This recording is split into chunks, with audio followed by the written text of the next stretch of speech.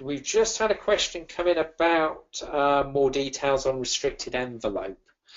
Now, I'll go through that briefly, but before you come in for the hands-on, it would be worth, after this session, anything you're still not sure about, and that restricted envelope might be one of them, what I'll ask you to do is give me those questions on day one of the course, and then what we can do throughout the course when we're having a break or even on the last day at the end of it is go through any things that you're still not sure about. Now, restricted envelope, we essentially, it's not something that's written up much about in the UK. Really, the first description of it is kind of Pete Dawson back in the 1980s, and it's become very widely accepted in America.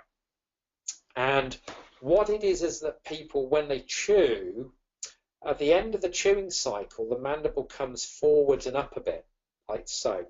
So the mandible becomes basically comes forwards and up in this motion. So it's not often described in the UK, and I think that's because we often look at very static occlusions in the UK. But just imagine the patient chews like that.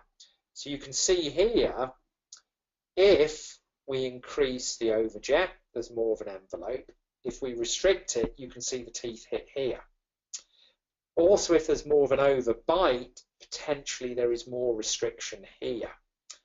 And so the patient doesn't have enough room to chew, so they hit like that, and they can get wear on the incisal edges.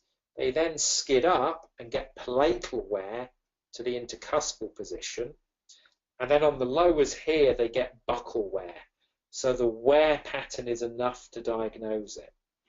Now, how much envelope people need, we honestly don't know. It's very underreported. If you look at the very limited work there is on it by people like Lundeen and Gibbs, it's about 0.37 of a mil. So it's not much. The trouble is, you think, oh, the teeth will wear and there'll be a gap, but they don't. They over-erupt. And so the restriction just continues as the teeth wear. Basically, what I would say is these patients need orthodontics. And if people remind me about restricted envelope on the course, I'll show you some slides of it again, and it's classic. But remind me on the course and I'll show you some slides of it, because it's easier when you see the actual pictures of it and what it looks like. The danger is you crown the teeth or veneer them, they're in a restriction and they just go break, break, break, or wear, wear, wear. So it's really important that you spot it. What's the incidence? Not high, maybe 10% of patients, maybe about 10%. But where it goes wrong is when people start veneering or restoring them. Don't forget you can create it yourself if you place quite buccal, if you create quite bulky crowns on, say, upper centrals.